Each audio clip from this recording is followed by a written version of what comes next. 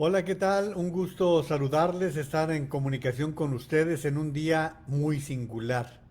Pues no sé si debo de comenzar diciendo que hoy es Día del Perro o lamentar que llegamos a los 40,000 muertos. Dos cosas completamente diferentes, pero bueno, pues tratándose de un elemento, de un personaje tan esencial en la vida del ser humano como es el can, bueno, pues hoy, no sé por qué nos da a los seres humanos en ir clasificando por días o dedicándole un día en particular, pero pues como quiera que sea, estamos hoy en el mundo celebrando el Día del Perro.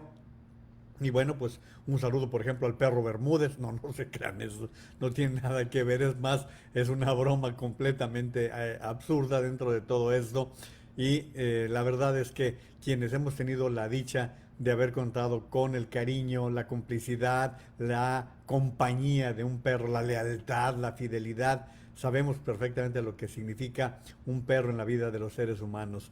Hay historias, hay leyendas, hay de todo en torno a estos maravillosos animales que la vida nos ha permitido disfrutar, que nos ha permitido compartir. Así que, pues por eso vale la pena siempre tener presente este tipo de acontecimientos que nos llevan a seres vivos que juegan un papel predeterminado, perdón, un papel determinante en nuestras vidas. ¿Cuántas veces dejamos constancia de lo que significó la compañía de un cachorrito, de una mascota en la vida de todos nosotros? Insisto, aquellos que hemos tenido la dicha de haber contado con uno, dos, tres cachorros, sabemos lo que significa.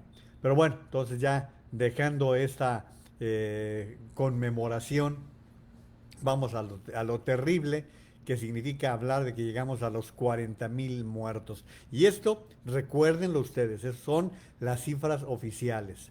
Porque si saltamos a lo que ya se está diciendo prácticamente en todo el mundo, que las cifras no pueden darse como tales en materia de número de muertos, porque no hay un registro confiable, pues habrá que decir que los 40,000 es simplemente un registro oficial en el cual hay que empezar a subrayar las omisiones, los descuidos y el mal trabajo que se ha venido haciendo, tanto en Estados Unidos como en México. En los dos países el trabajo ha sido desastroso y si agregamos a Brasil y a Gran Bretaña, tendremos a los cuatro gobiernos que han sido los peores en el mundo en el manejo de la pandemia. Pero ocupémonos un poco de México y de Estados Unidos por lo que ha sucedido el día de hoy.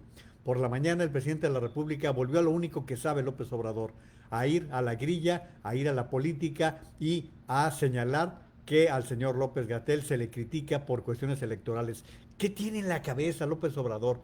Que nada más supone que la vida se circunscribe a elecciones, se circunscribe a hacer grilla, a hacer política, no cuentan las vidas, no cuentan los seres humanos que se están yendo, las familias que están perdiendo seres queridos, la familia que está perdiendo jóvenes, que está perdiendo niños, eso no cuenta frente a todo esto que nos está diciendo el señor presidente de la República, que no ha tenido la calidad humana. El domingo, miren, no le he dado mucho vuelo a su dichoso decálogo del pasado domingo, pero revisen ustedes en qué momento se ocupó de mandar un mensaje sentido, humano, en donde hubiera transmitido de veras una condolencia. Estaba dando ya por concluido el COVID-19, como si él, con que él dijese, hoy estamos rindiendo un homenaje a todas las personas que han muerto. No, pues espérate, porque lo más probable es que se dupliquen.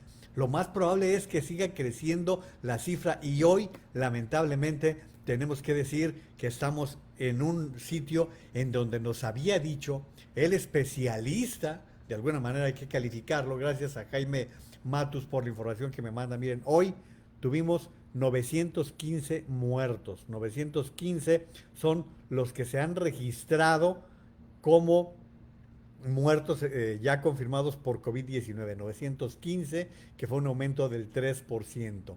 ¿Sí? Y esto deriva en que son 40,400 las personas que han muerto en el registro oficial. Hoy el número de contagiados fue de 6.859 y ya andamos en 356.255. O sea, ya estamos en el tercer lugar de mayor número de casos en América Latina. Ya en el tercer lugar. Antes Chile iba un poquito adelante de nosotros, pero Chile con la gran diferencia que no ha llegado ni a los 10.000 muertos. En el caso de nosotros ya 40.400. Esa es la cifra en la cual nos encontramos en este momento. Y bueno, pues quiero decirles también que de acuerdo a la Secretaría de Salud, los 10 municipios en México que tienen la mayor tasa de incidencia, el mayor número de casos de COVID son, ahí les van, Piedras Negras, Coahuila, Ciudad Valle, San Luis Potosí, Cosamaloapan de Carpio en Veracruz, Tenosique, Tabasco, el centro Tabasco el centro realmente es Villahermosa, es la capital. Teoloyucan en el Estado de México, Nacajuca también en Tabasco, Acuña en Coahuila, Milpa Alta en la Ciudad de México y Otón P. Blanco en Quintana Roo. México superó, como les digo, los 40.000 muertos. Pero, pues como les estaba comentando, el señor presidente de la República sale hoy con que es grilla lo que se está registrando, que es afán de estar fastidiando a López Gatel. Eso es lo que está diciendo en cuanto a sus afirmaciones. Miren, hoy dice Jorge Álvarez Maínez en su Twitter: denunciamos la negligencia de Hugo López Gatel ante la Secretaría de la Función Pública de México, no ante la ONU ni ante la OEA, ante la Organización de Estados Americanos. Pero si hay omisión, no vamos a dudar en agotar las instancias que sean necesarias.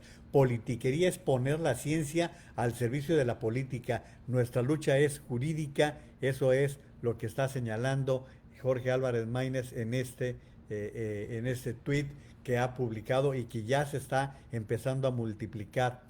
El presidente reiteró su confianza a las acciones del subsecretario y aseguró que las acusaciones en su contra incrementarán porque el periodo electoral se acerca. Les digo, no tiene otra cosa en la cabeza que el periodo electoral. Es lo único que le importa. Lo único que sabe hacer este presidente es grilla, es andar en campaña. El fin de semana iba otra vez a Oaxaca. Sí, otra vez ahí va de gira. ¿Para qué? Para andar haciendo este tipo de manifestaciones. Calificó como grilla y politiquería la denuncia que presentarán legisladores del PAN ante ONU, OEA y la Comisión Internacional de Derechos Humanos contra López-Gatell por supuesta negligencia en la toma de decisiones ante la pandemia. Esto es lo que dijo. Son grupos que se sienten afectados porque se les quitaron sus privilegios. Pero qué estupidez es esa. Iba a decir otra palabra. De veras, qué estupidez es esa. ¿Qué tienen que ver los privilegios que se quitaron con que se estén muriendo personas? Se están muriendo mexicanos.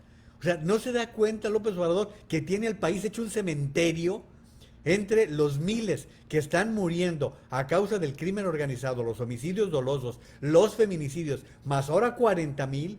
Es un cementerio, señor López Obrador, el que tiene convertido al país. En eso lo ha transformado. Bueno, dice además, y se les va incluso a intensificar en la medida que se vayan acercando las elecciones en México, porque como es de dominio público, estos grupos han manifestado que quieren tener mayoría en el Congreso. De veras, son dos cosas completamente diferentes. Ya vendrá el tiempo electoral, ya vendrá el momento de andar haciendo trabajo para ganar las diputaciones, las gubernaturas, las presidencias municipales. Yo de veras no sé si ustedes estén de acuerdo en lo que les estoy diciendo, pero todo esto, lo único que señala es que el presidente de la República no tiene la menor idea de lo que le está pasando a nuestro país. Fíjense, de lo que ha venido diciendo López-Gatell, que si los obesos, que si los diabéticos. Me gustó este tuit de una persona que en Twitter se hace llamar Sonata y dice: pregunta, ¿se sabía que México es un país de obesos y diabéticos? Sí. ¿Es algo que se debe combatir? Sí. Teniendo en cuenta lo anterior, ¿no tendrían que haber hecho una estrategia acorde y un confinamiento más estricto? Pues por supuesto, así tendría que haber sido. Tendría que haberse hecho una estrategia, cosa que a este gobierno no se le da. Este gobierno no sabe absolutamente de lo que se refiere a crear estrategias, ni en materia de seguridad, ni en materia de economía, ni en la nada. no tiene la menor idea de qué es lo que representa para un país crear estrategias. Pero bueno, ya estoy muy amargoso, voy a saludar, que eso sí me da muchísimo gusto a quienes me están acompañando esta noche. Alicia Esther Gutiérrez López, muy buenas noches, Juan María y comunidad. Lourdes Barragán, buenas noches, Juan María. Saludos a la comunidad, saludos a Carmen Robles, saludos Lourdes Barragán y Gloria Naveja, muchas gracias. Pati Padilla, qué gusto que estés allí, Pati. Carmen Robles, ya la había saludado, dice muy buenas noches, Juan María y comunidad pensante, y le devuelve el saludo a Lourdes Barragán. Saludos a Nacho Ramos. Nacho, ¿cómo estás? Qué gusto. Paco Cuevas Corona. Oye, Paco, pues híjole, yo quisiera decir que no, pero en un ratito más voy a comentar que siguen a la baja los pronósticos de la caída del Producto Interno Bruto. Sigue dándose la información de que la economía nacional va a seguir a la baja. Muchos saludos, Moni Piñera también, muchas gracias. Dice, no oye, dice Carmen Robles Gil, no oye, no ve, solo habla puras. Sí, definitivamente diera la impresión de que el presidente de México dice puras, exactamente eso que está señalando Carmen Robles Gil. Ahora, quiero comentarles que lo que está pasando también en Estados Unidos, la situación también se ha tornado muy complicada. Hoy están dando a conocer una información muy parecida a la que se ha comentado en México. Miren, los CDC, que también creen que los contagios en Estados Unidos son entre 7 y 10 veces más altos que los números publicados. De acuerdo a datos que se han dado a conocer por los Centros para el Control y Prevención de Enfermedades, la cantidad de personas que se han contagiado de COVID-19 es mucho mayor que el recuento de casos que se han dado a conocer por organismos de salud pública y expertos. Señalan que el número de personas contagiadas en algunas zonas del país fue de 6 a 24 veces más que el número de casos reportados. Si, por ejemplo, es el ejemplo que están dando los centros que tienen toda la información, miren, son 10 veces más que el número estimado por el conteo de la Universidad Johns Hopkins, no son 3.8 millones de contagiados, sino, prepárense, 38 millones de personas. O sea, si en Estados Unidos ahorita están diciendo que son 3 millones, realmente el número de personas que se han contagiado es del orden de los 38 millones. Estamos hablando de poquito más que el 10% de la población de Estados Unidos, tomando en consideración que Estados Unidos tiene un poco más de 300 millones de habitantes, estamos hablando de un 10%. El estudio publicado por los CDC fue realizado por la Journal of American Medical Association, mostrando que las personas que son asintomáticas siguen contribuyendo a la propagación de la enfermedad. Bueno, pues hoy fíjense, por ejemplo, Estados Unidos, en cuanto a sus datos, en cuanto a los números que se están registrando, como les digo, tiene registrados oficialmente 3.897.429 y han muerto en cifras oficiales 141.969. Eso es lo que tiene Estados Unidos en cuanto a cifras, pero esto que nos están dando que pudiera ser 6 veces más que lo que se está informando, no, entre 7 y 10 veces. Pero, fíjense, dentro de todo esto está el tema de las vacunas. El tema de las vacunas, como les dije yo en algún momento, se está empezando a convertir, se está empezando a tornar en una gran competencia entre las industrias y desde luego que va a ser un negocio redondo para quien dé el primer golpe y alcance la mejor calidad de vacunas. El negocio de la vacuna Pfizer, Merck y Moderna no venderán la vacuna a precio de costo. Los laboratorios estadounidenses, los tres que acabo de mencionar, dijeron que en caso de lograr la vacuna contra el nuevo coronavirus, no la venderán a precio de costo durante una audiencia al Congreso de Estados Unidos. Moderna, una de las compañías que no venderá a precio de costo, recibió 483 millones de dólares del dinero público de Estados Unidos para financiar la investigación y el desarrollo. Al contrario que las anteriormente citadas, Johnson Johnson y AstraZeneca sí se han comprometido a vender inicialmente sus vacunas sin obtener ganancias. AstraZeneca es socio de la Universidad de Oxford en el desarrollo de una de las vacunas más avanzadas en este momento.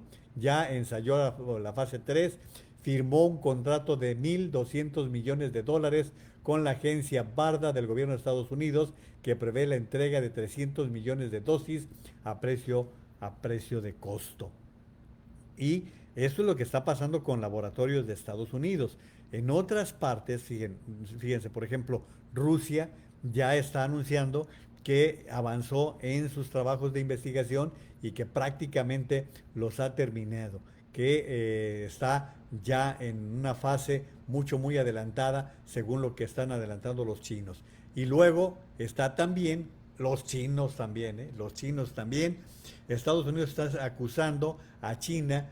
Dice, el gobierno de Estados Unidos presentó cargos contra 2 hackers chinos por intentar robar datos a empresas de varios países que trabajaban en una vacuna contra el COVID-19.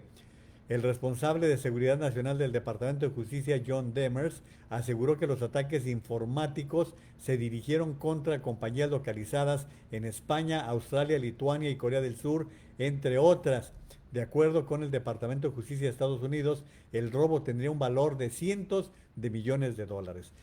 Les he platicado que veamos el ejemplo de las películas que se han registrado, las películas de espionaje, espionaje industrial, que han incurrido en ese tipo de temas y que, bueno, pues son aquellas que nos están permitiendo ver cómo está pasando en este momento el espionaje para poder llegar a una vacuna en materia del ataque al COVID-19. Entonces, pues todo esto está siendo muy interesante y bueno, pues ojalá llegue muy rápido también, porque también hay que reconocer que urge tener ya una vacuna. Sin embargo, no los quiero desanimar, pero resulta que lo que están diciendo los especialistas, fíjense, por ejemplo, casi 3 de cada 4 inversionistas y ejecutivos del sector salud creen que una vacuna efectiva y segura no estará disponible para la población en general hasta el segundo semestre del próximo año. O sea, nos vamos a aventar varios meses todavía. Todavía nos vamos a tardar un buen rato en esta situación en la que estamos viviendo. La encuesta realizada por la SARD durante la última semana de mayo y la primera quincena de junio incluyó a 184 ejecutivos y 37 inversionistas de los sectores de la industria farmacéutica, biotecnología, tecnología médica y servicios de salud, que representan a muchas de las entidades de salud más grandes del mundo, así como a pequeñas empresas públicas, privadas y destacadas empresas de inversión. Miren, hoy déjenme platicarles mi experiencia personal. O sea, yo, pues, de lo que les puedo platicar es lo que me toca vivir. Hoy tuve que viajar y al tener que viajar, tuve que traer permanentemente puesta la mascarilla. Y aparte de traer la mascarilla, yo tengo una gorra que tiene también una careta que trato de usarla. Se la voy a mostrar un momento más. Trato de usarla para que protegerme un poco más, sobre todo en los espacios cerrados, ¿sí? Entonces, mi mascarilla, pues en todo momento ando en la calle, mi mascarilla en la calle. Y esta gorra, miren, me la pongo encima, así, y entonces así viajo, en estas condiciones viajo. Entonces, es para una mayor protección que hace su servidor, ¿sí? Pero, ¿a dónde estoy yendo con este comentario? Ya quedé todo despeinado, ya han de disculpar. Bueno, ¿a dónde voy con todo esto? Que después de 5 o 6 horas de traslado, compadece uno a la gente del servicio médico. De veras que entiendes los problemas personales, anímicos, físicos, fisiológicos que deben enfrentar los médicos, las enfermeras, los residentes, bueno, todo el personal clínico cuando tiene que estar trabajando horas y horas y bajo una protección. Y miren que yo me pongo esa tarugada. Imagínense los que tienen que ponerse todo el traje como si fueran astronautas.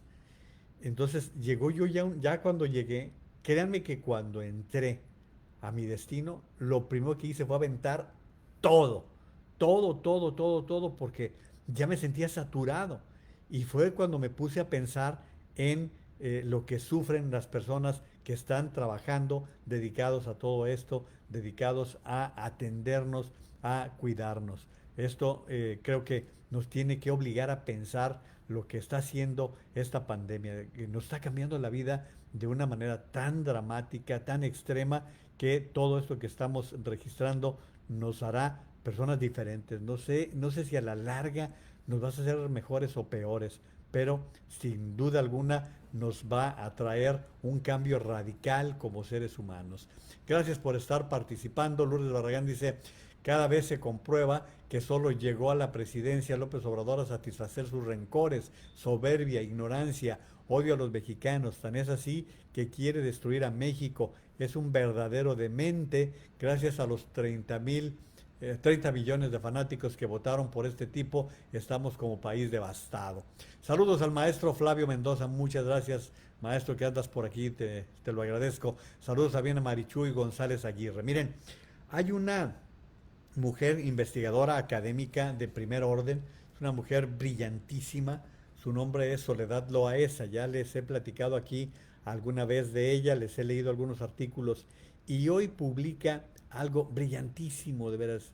Hoy les voy a presentar unas cosas bien interesantes para que si les gusta, si les recomiendan lo que estamos haciendo, seguramente le estarán de acuerdo conmigo algunas personas en lo que ha señalado una gente como Soledad Loaesa en un artículo que escribió para la revista Nexos. Ella escribió este artículo que lo titula A confesión de parte. Y miren, voy a ir leyendo los tramos y se los iré comentando conforme vayan presentando. Dice Soledad Loaesa, Andrés Manuel López Obrador informó a la opinión pública que después de hablar con el presidente de Estados Unidos, Donald Trump, dio personalmente la orden, acuérdense ustedes, dio la orden de suspender la operación en la que Ovidio Guzmán, el hijo del Chapo, sería detenido. Dijo el presidente mexicano que había tratado el tema con el gabinete y todos de seguro le dijeron que sí.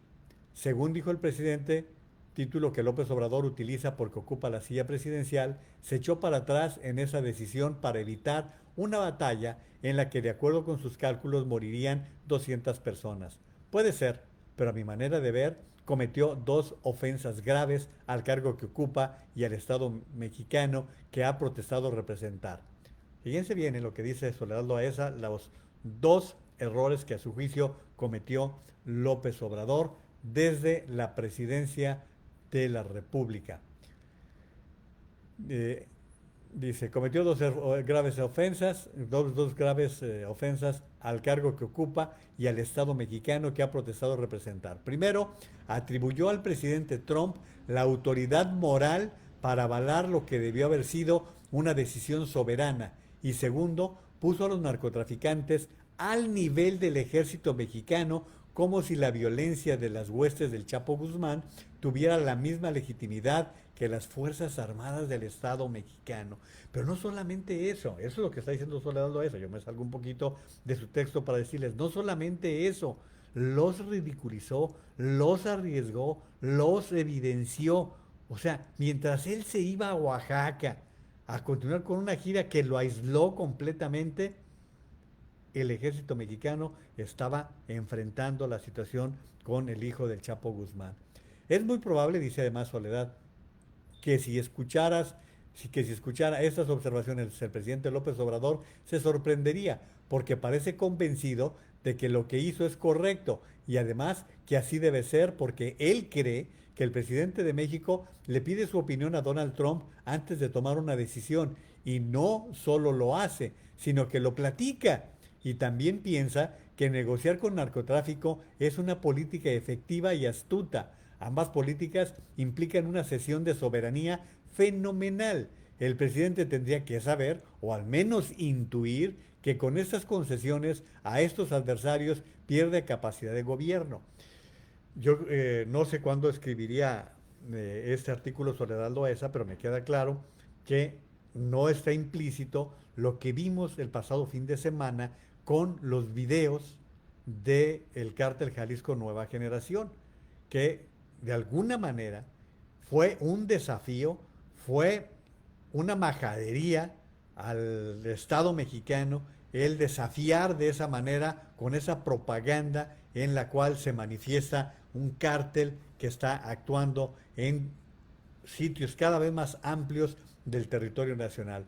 Dice, no sé qué me causó más desconsuelo, si saber que el presidente de la República Mexicana le llama al de Estados Unidos para que le haga el fuerte en una decisión enteramente de que el primer responsable de nuestra seguridad, de la seguridad de la sociedad mexicana, haya reconocido que no puede garantizarla y que la haya puesto en manos de la delincuencia organizada, o la conmovedora ingenuidad con la que el presidente confesó la enorme debilidad que le resta la posibilidad de gobernar, de ser verdaderamente presidente de México. Y luego va a ir a los símbolos, ¿sí? Yo, la verdad, entiendo, créanme que lo entiendo, pero no lo justifico. Todo esto de haber hecho de los pinos, del avión presidencial, símbolos que a muchas personas les hicieron creer que eso significaba un cambio, que eso llega a una humildad, el hecho que el presidente viaje en aviones de líneas comerciales, todo eso para mí es engañabobos, ¿eh? Para mí es simplemente engañabobos y lo único que representa es un conflicto de clase, es un complejo social frente a lo que significa lo que debe desarrollar un mandatario. Porque miren, además dice en este artículo Soledad Loaesa, López Obrador nos ha hecho creer que es un presidente fuerte porque desmanteló la residencia de Los Pinos para mudarse a Palacio Nacional, un edificio mucho más imponente que la casota de Molino del Rey. Pretende ser muy fuerte porque impunemente dio marcha atrás a compromisos que había adquirido el Estado con inversionistas nacionales y extranjeros sin más argumento que el que no es florero. López Obrador quiere decirnos que es muy fuerte porque toma decisiones que cercenan pedazos enteros de la administración pública, con la única explicación de que habían sido creados o habían crecido por decisión de los neoliberales. López Obrador cree que es prueba de fuerza que cada mañana se presente ante los medios a acusar y ofender a personas, muchas de ellas honorables, que quedan inermes, porque no tienen los recursos para defenderse que tiene el presidente para insultarlos. Pero que no se le atraviese la mamá del Chapo, fíjense, ¿eh? O sea, él sí ofende a todo mundo, ofende a quien se le atraviese, a quien se le ocurre, pero que no se le atraviese la mamá del Chapo o Donald Trump, porque entonces lo vemos desnudarse con toda humildad para rendir cuentas de una debilidad que es así, no es como ninguna otra. Bueno, ya hasta ahí dejo el artículo de Soledad Loaesa, prácticamente se lo leí completo, pero les está reflejando lo que es este presidente que ha tratado de establecer nuevos símbolos, pero que es un cuento, es una faramaya nada más frente a todo esto. Muchas gracias y saludos a Marichuy González Aguirre, Antonia Ibarra, bendecida noche Juan y comunidad pensante presente, gracias. Saludos Miguel Reyes Estrada, González, Urs, ¿qué tal? Saludos Ofelia Naveje, dice Lourdes Barragán, y es humildad vivir en un palacio, es tan chiquitito, ¿no? Pues la verdad es que el palacio es todo lo contrario. Pero estábamos con los símbolos. Hoy ya se está informando que pues el avión presidencial regresa a México. Bien, yo ya les he dicho en muchas ocasiones y sé que para muchas personas, a ver, cuando estaba lo del aeropuerto de Texcoco, en diferentes programas en los que participo, yo lo comentaba. La mayoría, la gran mayoría del pueblo mexicano no se ha subido a un avión, no sabe. Y cuando López Obrador salió con que iban a hacerse encuestas para determinar si estaban a favor o en contra de que se construyera Texcoco, ya saben que hizo la encuesta Patito, pero bueno, cuando estamos hablando de un avión y miente él, porque además mintió durante toda la campaña diciendo que había costado, no sé, creo que 5 millones de dólares, y cuando decía aquello de que un avión que ni Obama tenía, y cosa que es mentira, ¿no? Porque el One Force de Estados Unidos es un avionazo, es un gran avión. Ahora bien, se compró este avión, el avión presidencial, lo compró Felipe Calderón al término de su gobierno. ¿Por qué? Porque era ya necesario cambiar el avión que se usaba para los traslados del presidente de la República. Él no lo usó, precisamente fue para que no se hiciera la crítica o se pensara, se está comprando un avión Felipe Calderón. No, él lo compró y lo dejó listo para Peña Nieto. Peña Nieto le hizo una serie de ajustes, una serie de acondicionamientos que ciertamente salieron caros. No, tampoco voy a salir con mentiras frente a esto. No solamente eso, también se hizo una adecuación al hangar, el lugar donde se guarda el avión, donde se guardaba el avión presidencial.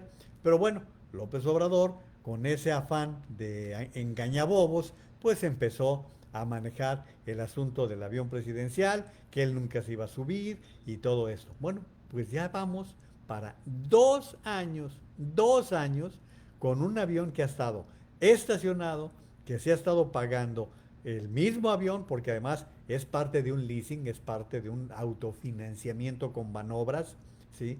Este avión que también hay que estarle dando mantenimiento.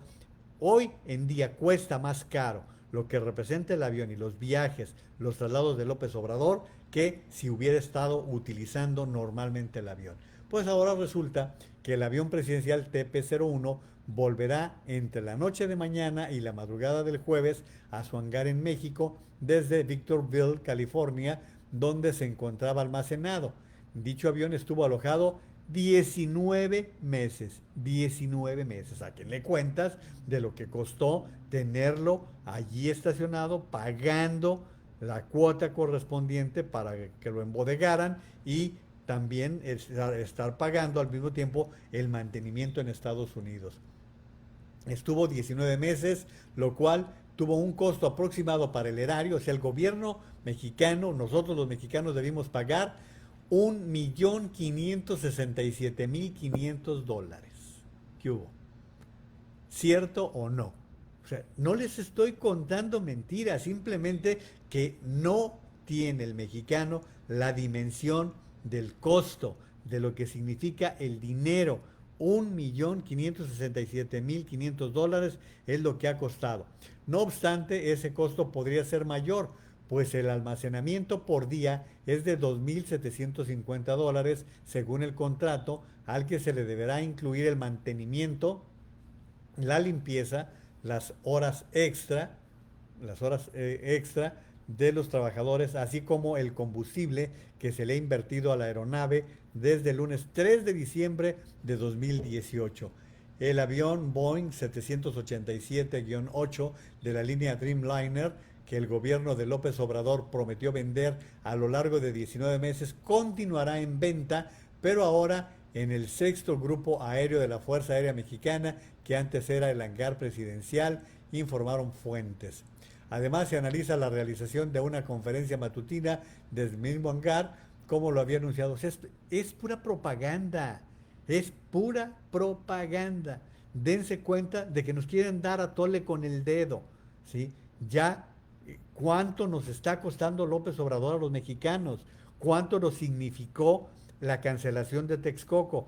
No hay cálculo de lo que nos ha costado López Obrador, nos sale carísimo. Aparte de sus hierros, aparte del desastre que está haciendo con la economía, aparte del desastre que trae con el sistema sanitario, nos está costando con estas decisiones que viene tomando un señor que no entiende lo que es la administración pública, que no entiende de qué se trata esto. El avión presidencial, dice, recibimos una oferta en abril. Este proceso está en curso, una oferta por $120 millones, que es aproximadamente, bueno, lo que hacen en pesos. La oferta es en efectivo, eso es lo que dijo en días pasados López Obrador, que hicieron una oferta de $120 millones. Pero no se trata de eso, se trata de los errores que se vienen cometiendo por parte del presidente de México. Y bueno, pues yo les insisto, nada más hagan un análisis de todo esto, piénsenlo un poquito. Si ustedes fueran los dueños de ese avión y obviamente tienes que seguirte trasladando, obviamente tienes que seguir haciendo diferentes actividades. Les pongo nada más el caso del viaje a Washington. El viaje a Washington significó en tiempo del presidente de México destinar cerca de 14 horas. Cuando pudo en 6 horas, estoy hablando de tiempos globales del día, en 6 horas él pudo estar desde su casa en Palacio Nacional hasta, hasta en Washington en 6 horas. Hacer todo. ¿Sí? Y le hubiera dado tiempo para mil cosas. Por cierto, cuando digo su casa en Palacio Nacional, ¿saben quién acondicionó el departamento en Palacio Nacional? ¿Saben quién lo arregló, lo acondicionó, lo preparó para que allí fuera una sede alterna? Felipe Calderón. Felipe Calderón fue quien adaptó ese departamento en donde está viviendo Andrés Manuel López Obrador con esposa e hijo. Entonces ahí tienen ustedes también algún detallito para que ustedes tengan información. Saludos a Mari Hernández, Alicia Esther dice, como dijo Calderón, que todos los presidentes han sido ofendidos, pero nunca habían sido ofendidos tantos mexicanos por un presidente. Lamentable, pero cierto, es verdad. Aminadab Pérez Franco, Felipe Calderón vio la necesidad de un nuevo avión cuando viajó a Sudáfrica en el Mundial de Fútbol, donde tuvo que hacer escala en Dakar. El avión tenía alcance de 15,000 millas para un país abierto al mundo. Qué buen dato, gracias Aminadab, qué buen dato. Así es que si ya estás en un mundo interconectado y estás en una interrelación con un mandatario, o sea, y los presidentes en el mundo, todos los presidentes del mundo no están estancados, están viajando constantemente.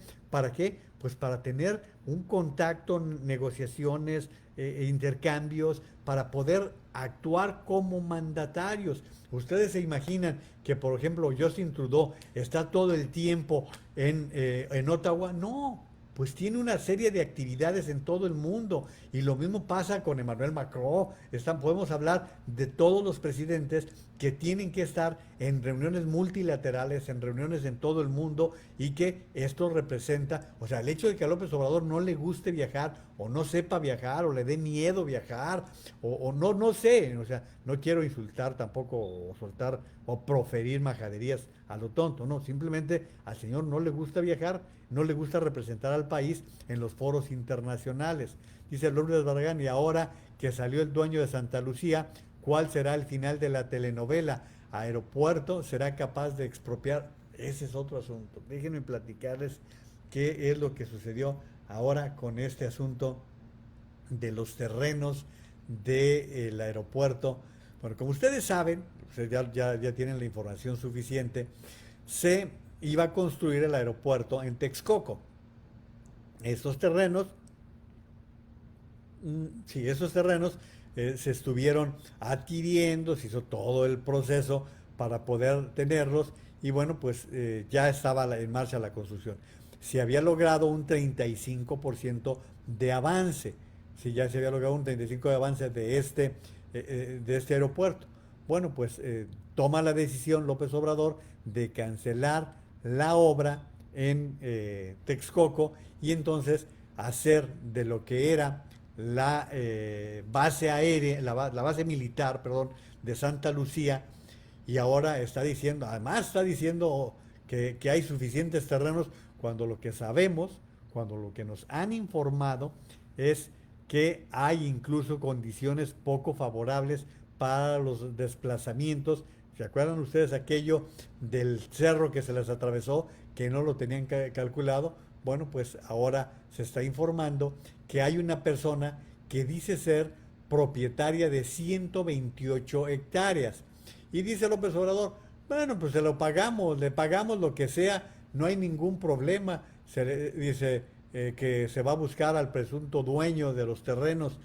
Dice, luego de que apareciera una persona que se identificó como el presunto dueño de 128 hectáreas de terreno en San Miguel Xaltocan, donde se construye el nuevo aeropuerto de Santa Lucía, el presidente López Obrador aseguró que se le buscará para pagarle dichas hectáreas, en caso de comprobar con escritura ser la dueña del terreno. No tengo información precisa, pero creo que si lo buscaron y no lo han buscado, se le va a buscar, aseguró. Agregó que no existe ningún problema y que se tiene bastante superficie disponible en Santa Lucía, por lo que para él es increíble que nadie se diera cuenta antes que era viable un aeropuerto en Santa Lucía. No se dieron cuenta porque era una base militar. ¿sí? Que tenía sus operaciones como base militar, ¿sí? Eso que al presidente le gusta tanto, andar manejando al ejército para todos lados. Por eso no se consideró Santa Lucía, porque era un espacio estratégico que ya tenía un destino para las Fuerzas Armadas. Vamos a ver si termina funcionando bien, ¿eh? Porque hay muchos especialistas que tienen una idea de que todo esto es diferente. Pero fíjense cómo van saliendo cada vez más y más y más y más cosas. A la larga vamos a pagar más por un aeropuerto pueblerino, por un aeropuerto rústico en Santa Lucía, que lo que significaba tener uno de los aeropuertos más modernos del mundo. Texcoco iba a estar entre los 5 aeropuertos más modernos del mundo. Eso significaba, y aparte se estaba financiando con la empresa privada, había todas las condiciones para que hasta le ganara el pueblo de México, el país, con este aeropuerto. Bueno, pues ahora estamos allá a la deriva a ver qué es lo que suceda. Yo he escuchado todas las declaraciones que hace el militar encargado de la construcción. Nada más que ese señor se ha dedicado a construir escuelas, carreteras, nunca ha hecho un aeropuerto. Es la primera vez en su vida, y los que estaban construyendo Texcoco, pues era gente especialista en cuestiones aeroportuarias. Entonces, pues ahora simple y sencillamente estamos ante esta situación que no se sabe cuánto se tiene que pagar. Imagínense que ustedes que esas 128 hectáreas sean en una zona estratégica, en una zona clave del nuevo aeropuerto. Nada más imagínense que eso significara y que diga, no vendo. Claro, también puedan decir, no, pues se puede expropiar por interés de la nación, o sea, si hay muchos recursos legales, eso me queda más que claro. Pero también los litigios se pueden dar. Ellos creen que para el 2022 estará terminado el aeropuerto de Santa Lucía. Permítame dar un traguito a mi refresco.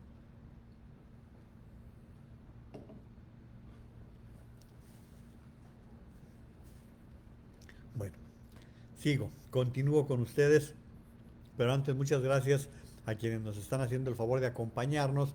Héctor Ursúa, ¿cómo estás, Héctor? Un gran saludo para ti, igual para Leti de la Vega, Alicia Sevilla, Alicia también está en Nuevo Vallarta. Antonia Ibarra López nunca ha dejado de estar en campaña porque nunca ha ejercido su trabajo como presidente de México. Lourdes Barragán, jaja, va a salir corriendo. Saludos Raúl Miranda también. Aminadab dice, el terreno de Santa Lucía es el despojo 3 por los autores del paraje San Juan y del predio El Encino. Así es AMLO, que despoja y no paga a los legítimos propietarios. Bueno, también, gracias Aminadab. Leti de la Vega dice, aparte de base militar, Santa Lucía no es viable bajo ningún concepto.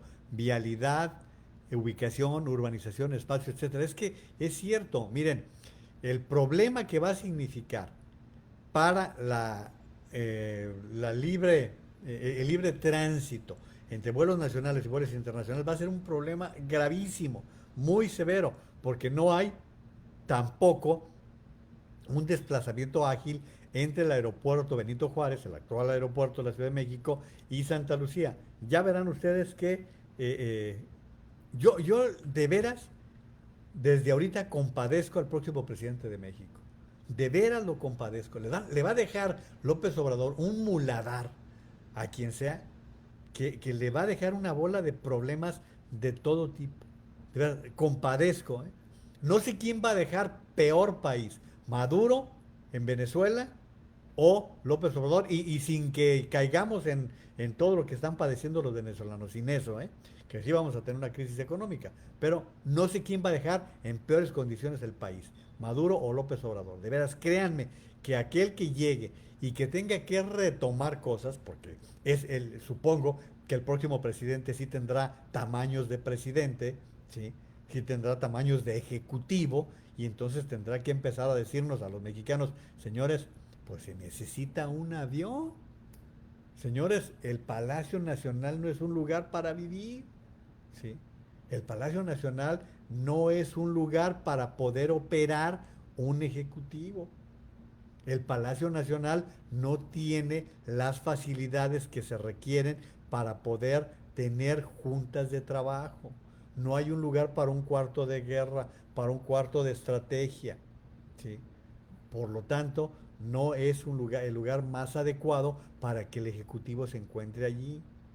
Es importante, como en todos los lugares del mundo, que el presidente en turno tenga una residencia oficial, una residencia que es propiedad de la nación, como la Casa Nariño en Colombia, como la Casa Rosada en Argentina, como la Casa Blanca en Estados Unidos, o sea, como en todo el mundo. Entonces el próximo presidente va a tener que recuperar, ya lo verán, o sea, no van a vivir, y si yo vivo algunos años más, no vamos a vivir mucho tiempo para ver todo este tipo de situaciones que tendremos que enfrentar los mexicanos.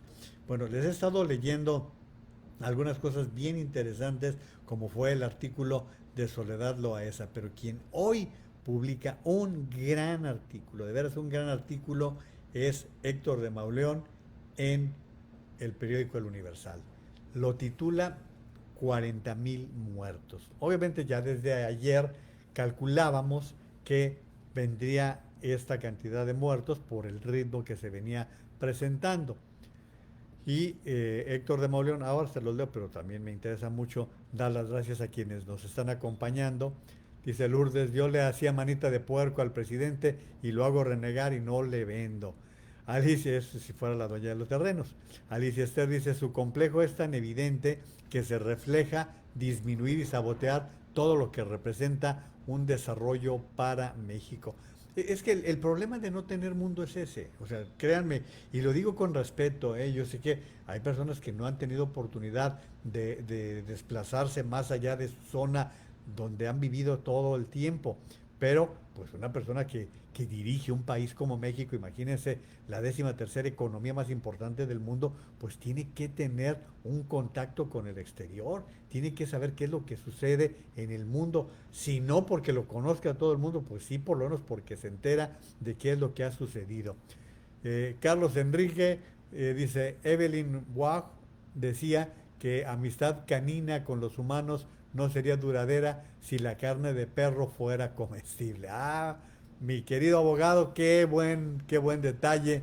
Y primero, qué buen detalle que me esté siguiendo. Carlos Enrique es un gran abogado jalisciense y una gente que además es un muy buen intelectual y me gusta. Decía que la amistad canina con los humanos no sería duradera si la carne de perro fuera comestible. Muy buena, gracias. Antonia Ibarra, López es como el rey Midas, pero al revés, efectivamente. Saludos a Karen Arrieta, muchos saludos. Le mandamos saludos también a la parte de producción que está en este momento.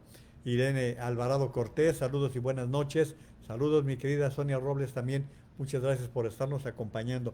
Pero les decía de este artículo que hoy publica en el Universal Héctor de Mauleón. Recuerdo cuando el presidente López Obrador decía que estaba probado que el revuelo mundial que el COVID-19 estaba causando no correspondía con la gravedad del virus. Fíjense, ¿por qué me gustó ese artículo de Héctor de Mauleón? Porque nos va a recordar qué fue lo que se dijo desde que comenzó esta pandemia y que nos ha tenido atenidos a unas situaciones completamente diferentes a las que finalmente estamos viviendo. Bueno, dice, estaba causando, no correspondía con la gravedad del virus. Recuerdo los esfuerzos constantes por minimizar la magnitud de la epidemia. Es menos que una influenza. Ya aplanamos la curva, domamos la pandemia. ¿Se acuerdan? ¿Se acuerdan que todo eso lo estuvo diciendo el señor? Recuerdo los mensajes contradictorios. Los cubrebocas no sirven. Sí sirven. A veces sirven. Sirven siempre. No deben usarlo. Personas sin síntomas. Vamos muy bien. Estamos en el peor momento. Ya llegamos al pico. No vamos ni a la mitad. O sea, fíjense todo lo que hemos vivido. Por eso es tan interesante este artículo, porque nos está acumulando todo lo que hemos vivido desde febrero. Sí, porque si bien el encierro lo empezamos en marzo, desde febrero sabíamos que venía todo eso. Recuerdo los cálculos del subsecretario de Salud Hugo López Gatell en aquellos días en que sus palabras provocaban arrobos y desmayos. Ahorita tenemos 2.271 personas que han perdido la vida por COVID y estamos cerca del punto medio de la curva epidémica. En el descenso de la curva podemos tener las otras más o menos 2.000 o 3.000 personas sin vida y con ello ya tendríamos 6.000 o 5.271 si lo ponemos nada más así. ¿Se acuerdan? O sea, acuérdense cuando así nos lo decía López-Gatell. No teníamos ni 2.000 muertos, ¿sí? Ni 2.000 muertos en ese tiempo.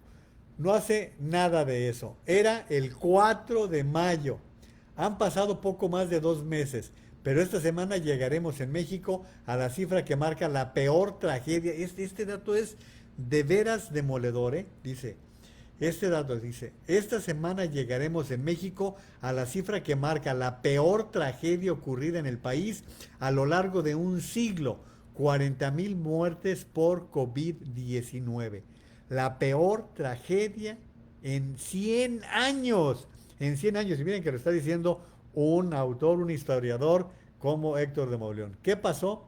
El experto en ciencias biológicas y de la salud, Antonio Lascano, que es uno de nuestros grandes científicos, Antonio Lascano, miembro del Colegio Nacional, marca un punto de partida. Al llegar al poder, el nuevo gobierno despidió de directores generales para arriba. Se deshizo de un equipo de epidemiología que era un referente para otros países y se rodeó de gente que no estaba lista para enfrentar esto. Así comenzó a labrarse el desastre, está diciendo el científico Antonio Lascano. Creyeron que podían actuar sin la participación de la comunidad médico-científica de México, a la que le dieron la espalda, despreciaron el virus, eligieron un modelo con un alto rango de incertidumbre, se negaron a hacer pruebas, pero lo peor de todo es que tomaron la decisión de someter la política sanitaria a los caprichos del presidente, a las necesidades políticas del presidente. Por eso estamos en esto. Sigo leyendo en un momento el artículo. Por eso estamos en esto, porque el presidente ha hecho político un problema sanitario. Pero, a ver, vámonos también para atrás. ¿Por qué razón perdimos especialistas? Por los sueldos de hambre, por los miserables sueldos que un señor que no entiende, que en su vida ha trabajado, que en su vida ha tenido una empresa, que en su vida ha tenido que ir a registrar su firma de ingreso de trabajo, pues no entiende que hay personas que por su capacidad, por su trayectoria, deben ganar bien, deben tener salarios respetables. Olvídense que si Juárez y que la honrosa medianía son jaladas del siglo XIX, ¿sí? Estamos en el siglo XXI, en un tiempo completamente diferente. Y como este señor, ya lo oyeron hablar de lo del Padrino, no respeta la ciencia, no respeta los avances tecnológicos, pues entonces empezó una desbandada en el sector salud de epidemiólogos que necesitaríamos ahora. Se quedó con el peorcito, el que le hace el juego, el payasito de la tele, que ahora nos ha venido enredando en un sinfín de cosas y que se apellida López-Gatell. Bueno, siguiendo con este artículo de Héctor de Mauleón, ¿qué pasó? Le pregunto a la doctora en microbiología por Harvard, Lori Ann Jiménez Phoebe, jefa del laboratorio de genética molecular de la UNAM. La doctora encuentra más de una docena de errores. Cito algunos. Yo ya les he puesto aquí la voz de la doctora Lori Ann, que es una verdadera una fregonería de científica. Entre los errores que ha cometido este gobierno: no haber desarrollado estrategias de búsqueda y rastreo de casos y contacto.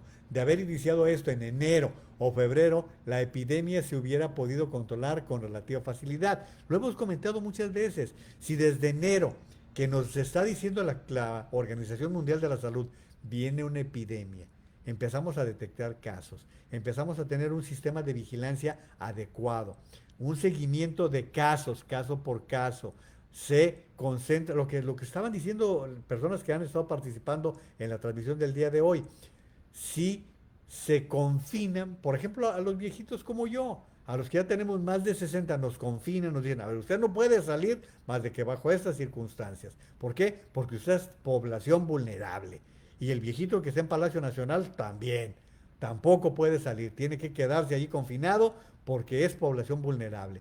Y dejamos que los demás sigan con actividades de otra naturaleza. Entonces no hubieras tenido que cerrar todo el país, no hubieras tenido que tomar decisiones tan complejas como las que hemos estado viviendo en los últimos 4 meses, pero eso hubiera sido con un sistema de vigilancia adecuado, de acuerdo a todo esto. Bueno, si hubiéramos tenido eso. Segundo, no haber previsto sitios específicos para el aislamiento de casos confirmados, asintomáticos o con síntomas leves que no requieren hospitalización. Más todavía, haber persistido en una estrategia equivocada de mitigación pura, sin medidas de contención, a pesar de todos los datos indican que no funciona. Esto es lo más obtuso e insensato que puede admitir una autoridad que tiene en sus manos las vidas de millones de personas. Las estrategias deben corregirse, ajustarse, incluso desecharse y sustituirse. Yo les pregunto, ¿no creen ustedes que a López Gatell se le debieron dar las gracias hace tiempo? ¿No creen ustedes que ya quedó desgastado? Que el señor desde que salió con aquello de que la fuerza moral del presidente era el sostén para que no se contagiara de COVID. Nada más piensen todo eso, ¿eh? Nada más caigan en una reflexión de todo eso. Y Héctor de Mauleón dice además, haber dado por terminada la Jornada Nacional de Sana Distancia, sabiendo que no se había hecho un solo esfuerzo de contención, que los contagios estaban en un punto muy alto y que todos los datos y evidencias indicaban que existía una carga viral comunitaria muy grande. Todos estos errores les estoy dando puros errores que se han estado cometiendo y que nos han alargado esta epidemia. Se suponía, dicho por el propio López Gatell, que para el 8 de mayo se acababa, que el 8 de mayo llegábamos a la cima de la curva, ¿sí? Y estamos a 22 de julio, ¿sí? Y todo indica que nos vamos a ir hasta octubre, noviembre o hasta enero bajo estas circunstancias. Bueno, para seguir con esto, sabiendo que no se había hecho un solo esfuerzo de contención, que los contagios estaban en un punto muy alto y que todos los datos y evidencias indicaban que existía una carga viral comunitaria muy grande. No haber establecido programas integrales de apoyo económico tanto para individuos de los sectores más desprotegidos como para las empresas. Esto echó a rodar una bola de nieve cuyos efectos seguiremos padeciendo años después de que el virus nos deje de molestar. Sin apoyos, la gente no puede quedarse en casa. Claro. Estamos viendo cómo están tronando empresas, cómo la gente se está quedando sin empleo, cómo la gente se está empobreciendo. Haber planteado como meta mantener la disponibilidad hospitalaria en lugar de procurar la contención de los contagios, esto ha llevado a incurrir en un gasto económico enorme y a un terrible desgaste para el personal hospitalario sin que de ello se deriven resultados favorables, es decir, sin que se traduzca en disminución de la pérdida de vidas. Bueno, así continúa el artículo de Héctor de Mauleón, yo se lo recomiendo para que lo lean, está en el periódico El Universal, lo pueden checar en su página web del periódico El Universal. Pero sí, le pregunto dice todavía de Mauleón, le pregunto al exsecretario Czestorivsky, me dice que las directrices fueron poco claras desde el principio. No hubo coordinación entre los órdenes de gobierno, que faltaron pruebas, mapeos, cuarentenas quirúrgicas, que la información fue deficiente, que falló la comunicación, que no se adquirieron a tiempo los equipos que hubieran salvado vidas, que hubo negación para adoptar lo que se iba sabiendo de la pandemia, como lo del uso del cubrebocas, que se excluyó al Consejo de Salubridad General, que el regreso a la normalidad se hizo sin cumplir la métrica universalmente aceptada para hacerlo. Miren, ¿saben quién es el responsable del Consejo Nacional de Salubridad General? ¿Saben quién lo encabeza? El presidente. ¿Sí? Y el presidente debió convocarlo porque así lo marca la Constitución, debió convocarlo desde que se sabía que esto era una epidemia, más cuando ya se supo que era pandemia, ¿sí? Debió convocarlo, no lo hizo, ¿sí? Lo convocaron, es más, que creo, no les mentiría si les digo que tengo la certeza, pero creo que no ha encabezado ninguna reunión el presidente de la República. Y no solo eso, al principio ni siquiera convocaron a los especialistas de la UNAM, la máxima casa de estudios del país, no estuvo considerada en en las primeras reuniones del Consejo Nacional de Salubridad, que es, insisto, responsabilidad del presidente. Pero a él no le gusta eso, a él no le gusta sentarse a escuchar a los demás, a él no le gusta encabezar juntas de trabajo, a él lo que le gusta es andar besando niñas y andar apapachándose, ir a Nayarit, eso es lo que a él le gusta, lo suyo es eso, andar en la grilla, andar en la campaña, eso es lo suyo. Y por eso no se ha reunido con los gobernadores, por eso no se ha reunido con los médicos, por eso no se ha reunido con los empresarios, porque no se le da, no es un ejecutivo. Un ejecutivo se encierra para analizar todas las partes de un problema y tomar soluciones. Bueno, pues él siendo el responsable de este consejo no lo asumió. Y remata el artículo que les estoy leyendo con lo siguiente. El gobierno de AMLO ha culpado al pasado, a los ricos, a los neoliberales, a los gordos, a los hipertensos, a los refrescos. En unas horas tendremos 40,000 muertos confirmados. Esto obviamente lo publicaba Héctor de Mauleón en el periódico que se publica el día de hoy por la mañana. Y bueno, pues ahí tienen los datos. Fíjense que no sabía, no sé si valga la pena que les lea esto que me encontré. No sé ni, ya no sé ni dónde me lo encontré, pero es una carta supuestamente escrita por Benito Juárez, Andrés Manuel López Obrador. Dice, les voy a leer un cachito, si siento que es interesante le voy a seguir, pero antes déjenme darle gracias a quienes me están haciendo el favor de participar con sus comentarios en esta transmisión. Muchísimas gracias como siempre por estar haciendo posible esta transmisión, de verdad. Muchísimas gracias. Dice Lourdes, bueno, si no salía de su rancho, que todos sabemos cómo se llama, no conoce más allá, dice Lourdes Barragán. Saludos Edgar Josué León del Toro. También Alicia Esther dice, pues que se vaya, lo mandamos sin problema. Saludos mi querido Rafa Flores. ¿Cómo estás, Rafa? Ayer te estuve escuchando allí en vivo. Rafa Flores Martínez tiene sus transmisiones aquí en Facebook también. Les recomiendo porque tiene buenas entrevistas. Tiene también, por ahí estabas con nuestro ex compañero Marino, que estuvo él de técnico mucho tiempo cuando estábamos en Expresión 790 en Grupo Radio Centro. Antonia Ibarra dice, no se necesita viajar, cuando te documentas, te preparas y lees, pero López nunca se ha preparado, no le gusta escuchar a nadie, se cree el sabelotodo. Saludos Salvador Lara Elizondo, también a María Luisa Naveja, saludos a todos, dice Salvador Lara, gracias.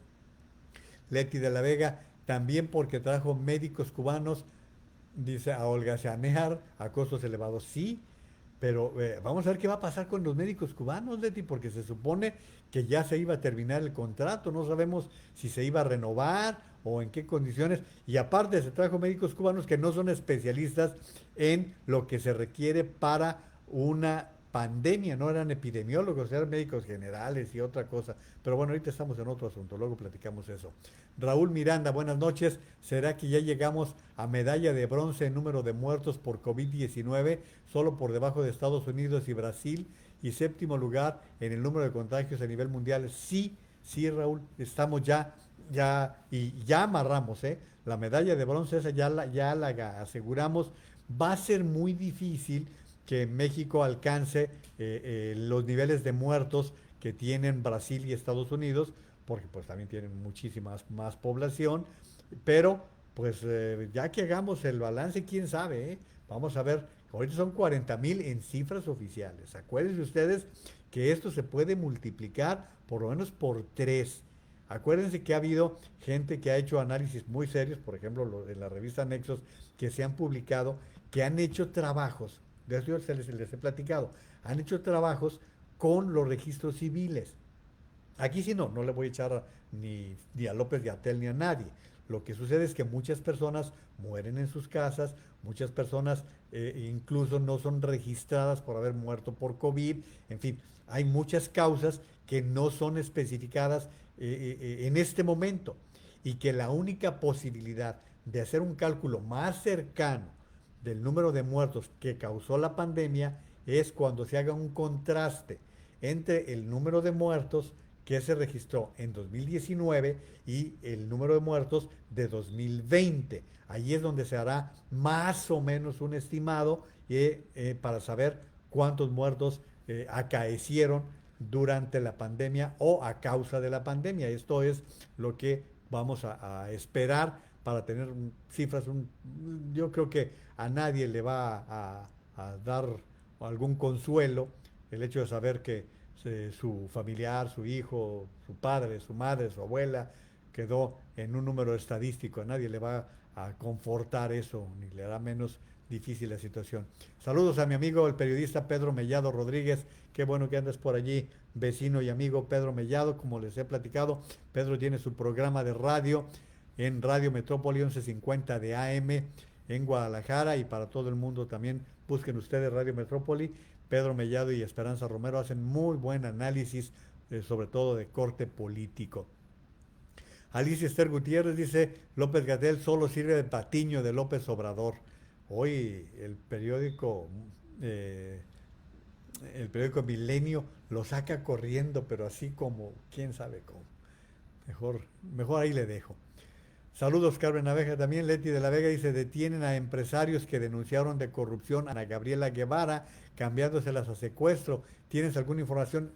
Pues lo que se informó, Leti, bueno, recordemos que Ana Gabriela Guevara ha sido señalada de haber favorecido a una empresa en una licitación.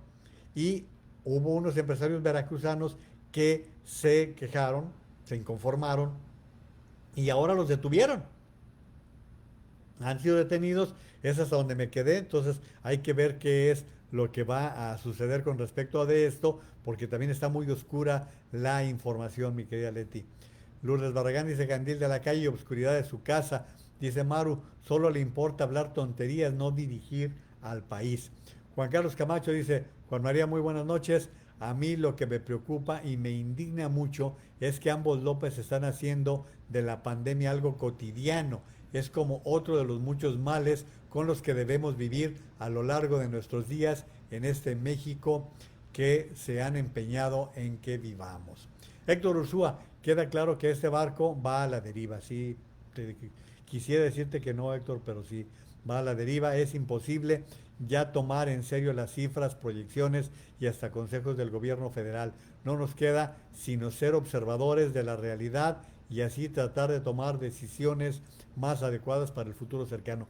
Tienes toda la razón, Héctor, y esto yo lo he dicho ya en varias ocasiones. Estamos a la deriva y vamos solos, ¿eh? Vamos a nuestras uñas para enfrentar la situación que está pasando en el país. No tendremos otra. Miren, les decía que las cifras que se están dando por parte, les iba a leer lo de Benito Juárez, pero bueno, creo que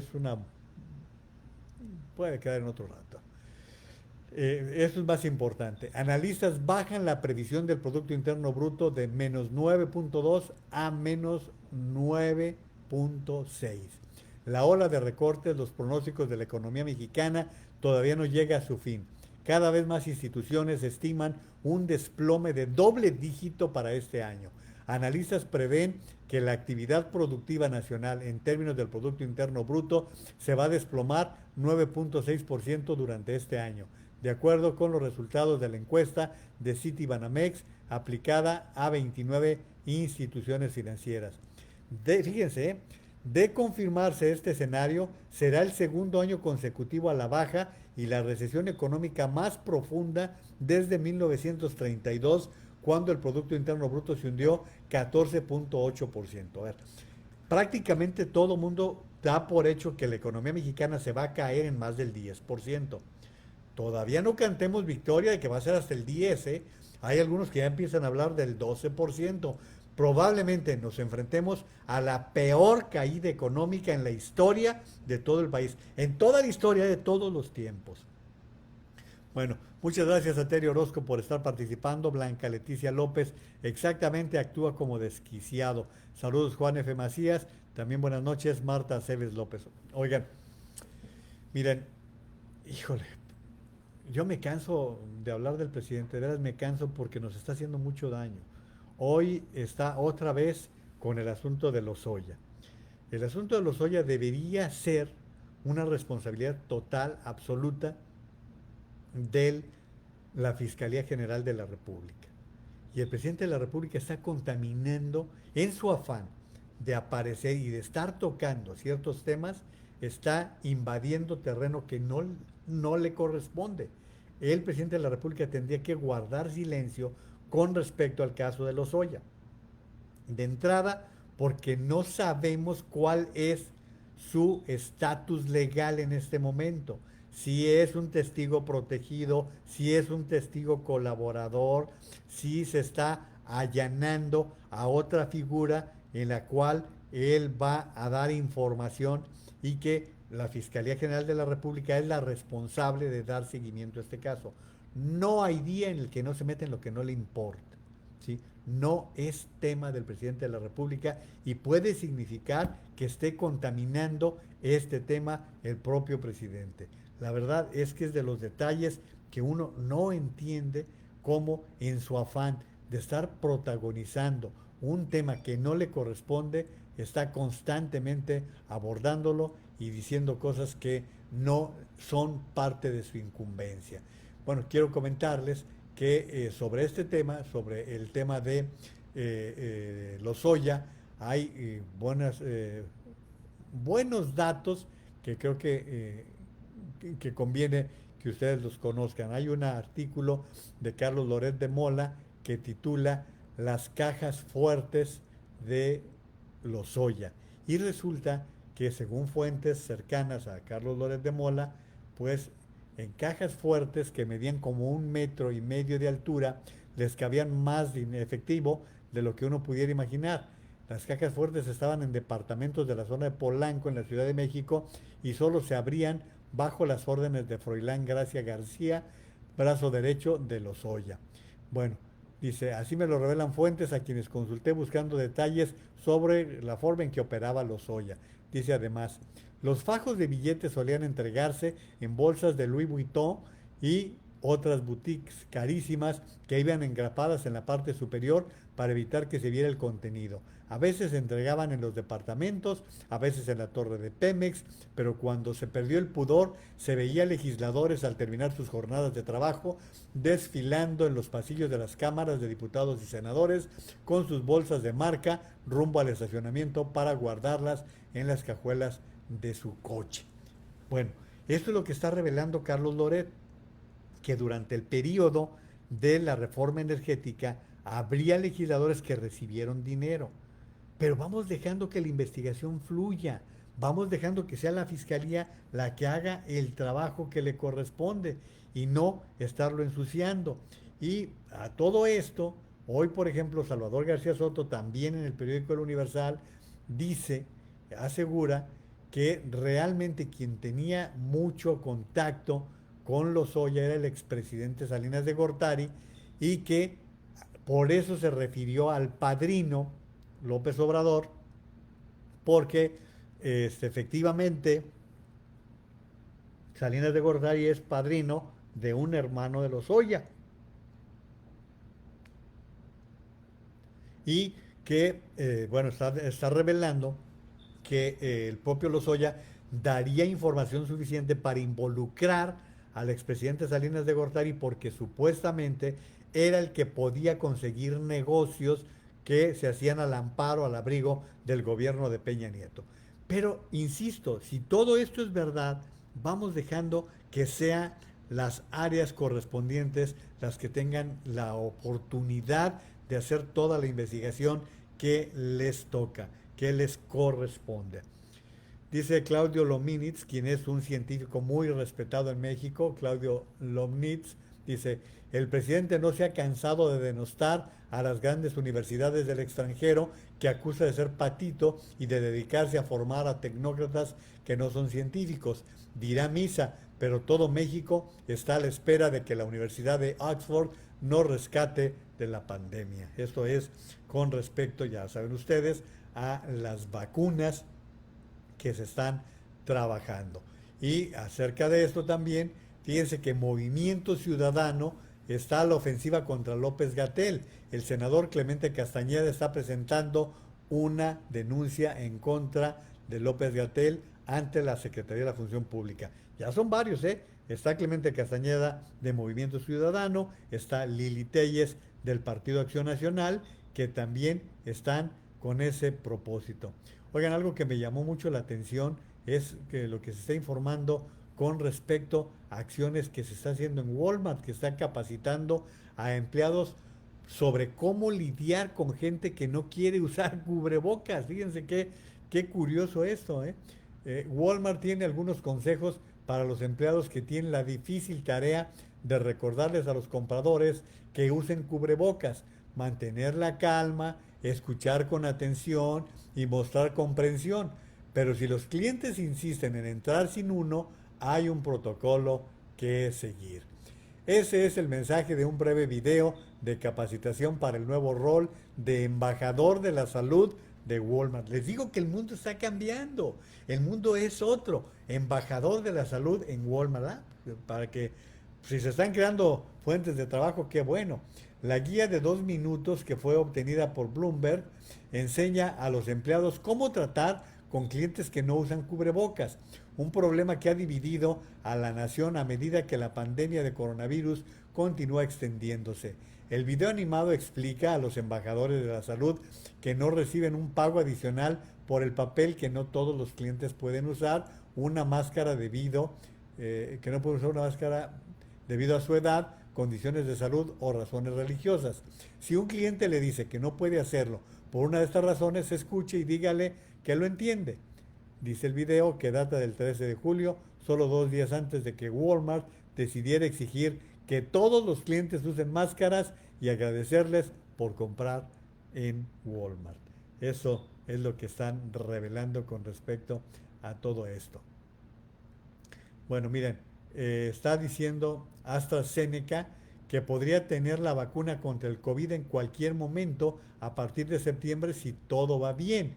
Dice, esto es lo que está diciendo este laboratorio, porque les digo, le están apretando con todo. Representantes de compañías farmacéuticas y de biotecnología que trabajan para desarrollar vacunas para COVID-19 dijeron que todavía están en camino de tener una posible vacuna para fines de este año. Pero vean cómo se están contradiciendo unos y otros sobre este tema que se está presentando. Otro de los tweets que de repente me gusta presentarles es el de este tuitero que también tiene mucha demanda, Jorge Triana.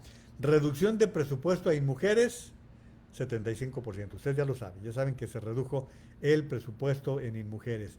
Incremento de feminicidios en el país, 7.7%. Así las cosas con el presidente más feminista de la historia, según sus paleros y lambiscones, es lo que dice Jorge Triana, y se lo estoy compartiendo de esa manera. Adriana, que también está en Twitter, dice, gobernar no tiene ciencia, decía López Obrador, y hoy la ineptitud resultó más cara que la corrupción. Por ejemplo, las becas de educación básica para el bienestar Benito Juárez. Aquí mi análisis con información de Coneval y Hacienda en México. En 2019 asignaron 68.540 millones de pesos a becas y solo gastaron el 38%. ¿Eso es bueno o malo? Es pésimo.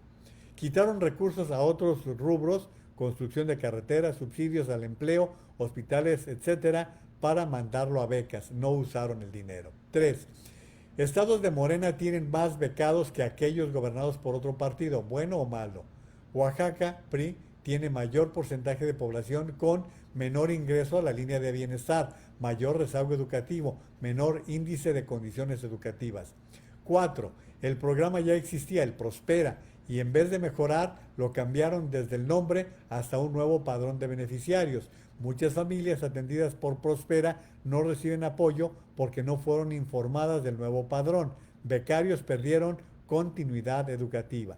5. Identifica a las familias, 10.5 millones, pero no al número de beneficiarios.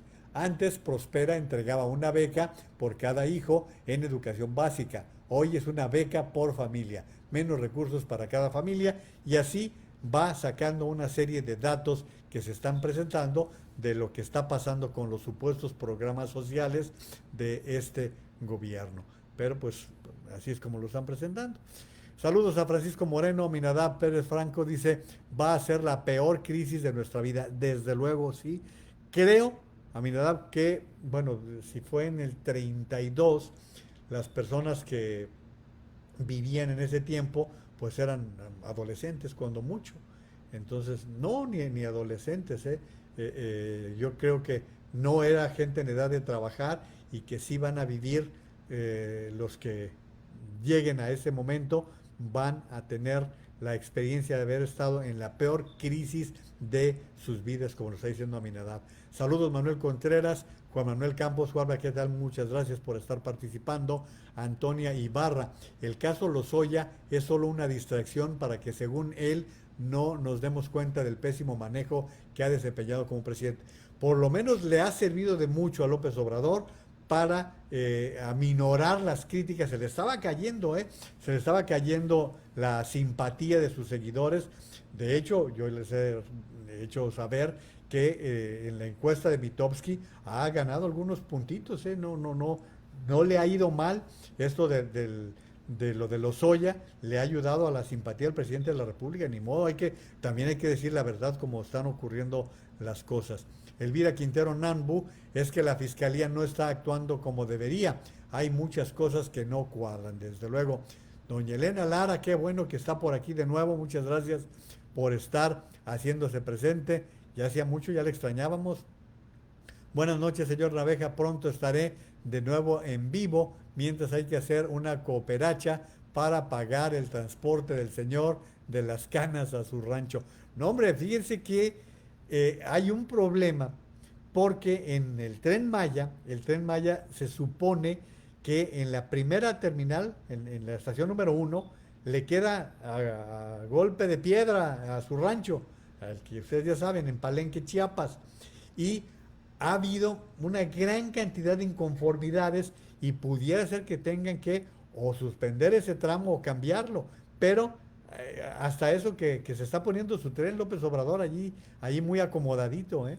Saludos a, perdón, a Herminia Ramírez Reynoso, muchas gracias por la participación. Dice Lourdes Barragán, según han informado que Brasil iniciará a hacer pruebas con vacuna china, ¿sabes? Sí, ya, perdón Lourdes, hoy llegaron ya las vacunas a Brasil procedentes de China, y hay un grupo, Lourdes, hay un grupo de brasileños que son médicos, son especialistas que van a ser los primeros voluntarios. Creo que son algo así como 5 o 6 mil brasileños que van a someterse a las pruebas con la vacuna china, que pues obviamente tienen que contagiarse o están contagiados y van a ser sometidos para poner a prueba esta nueva vacuna. Sí, llegaron hoy, justamente llegaron el día de hoy.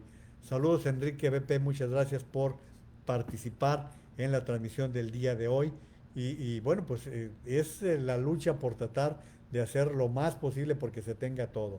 Y bueno, también comentarles una nota muy interesante con respecto a la iniciativa privada, que, bueno, aquí el economista me llenó de anuncios y no me da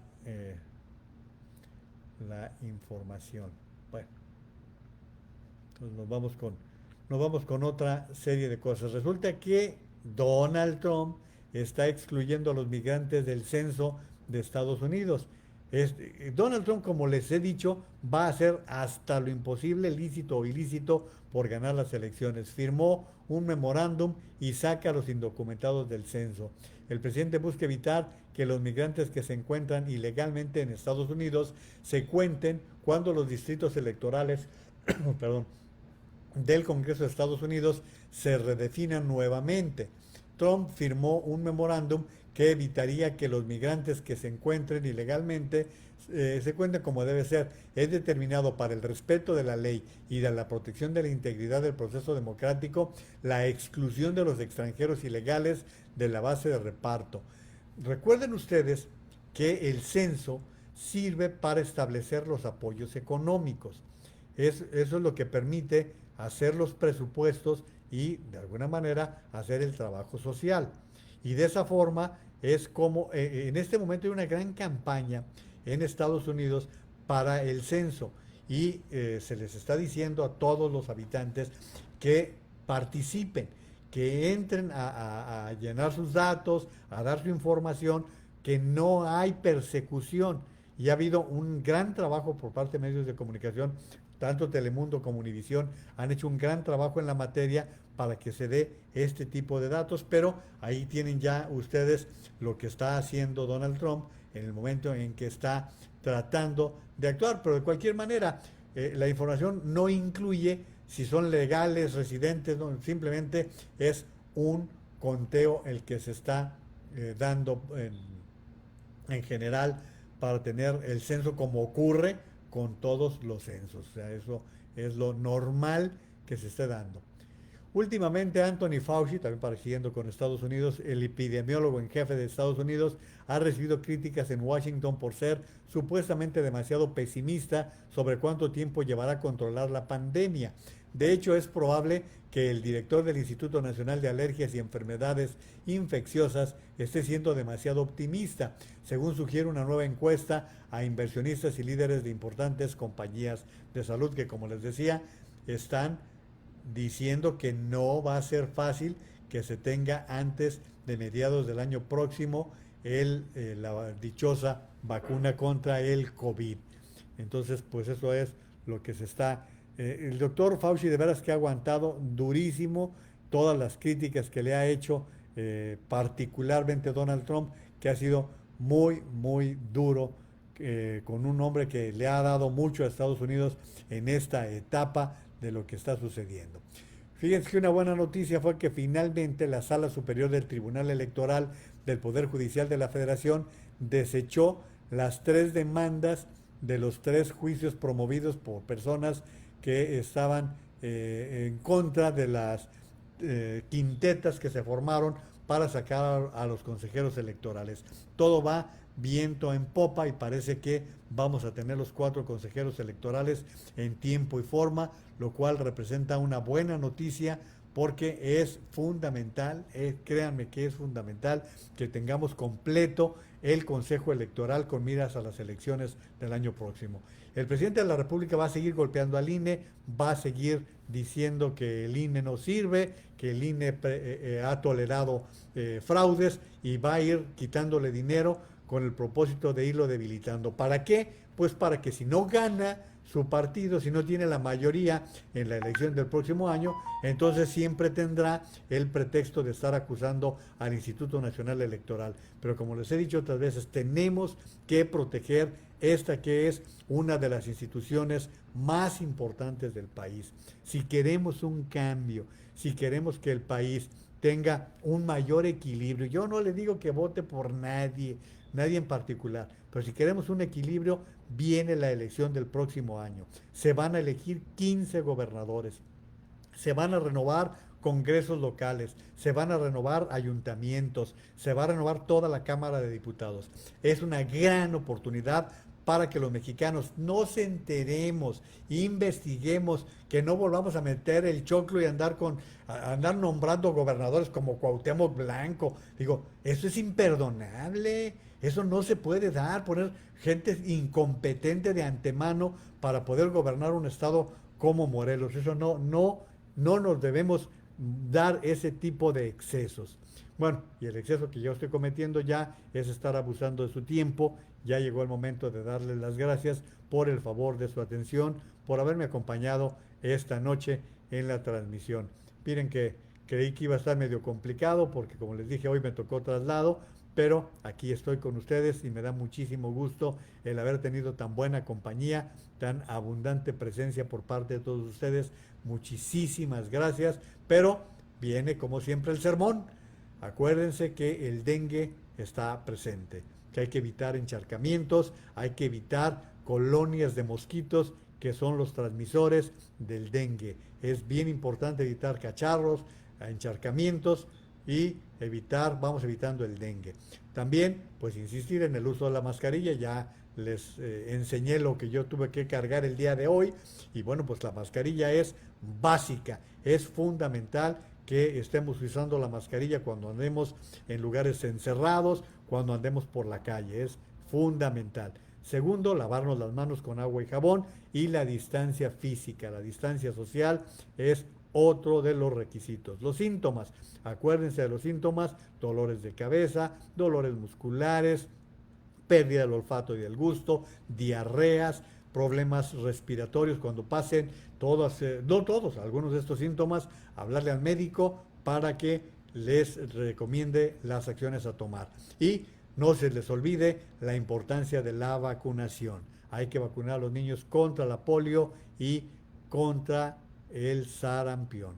Muchísimas gracias, Antonia Ibarra. Dice que descansen, que Dios arrulle su sueño. Gracias, Juan Mariano. Gracias a ustedes, Antonia, ese buen deseo de siempre. Elvira Quintero Nambu, gracias por la información. Alicia Esther, es una delicia, gracias. Guadalupe Hernández, muchas gracias. Juan Mariano Abeja, cuídate y cuídense toda la comunidad. Gracias de veras por acompañarme en estas transmisiones y por hacer comunidad, porque nos acompañamos ustedes y yo, y bueno, finalmente pasamos un rato tratando de compartir esto que estamos viviendo y que la vida nos ha puesto como un reto, como un desafío. Felicidades a todos los canes, a todos los perritos y todos aquellos que gozan con sus mascotas. Y bueno, muchísimas gracias. Cuídense mucho, por favor.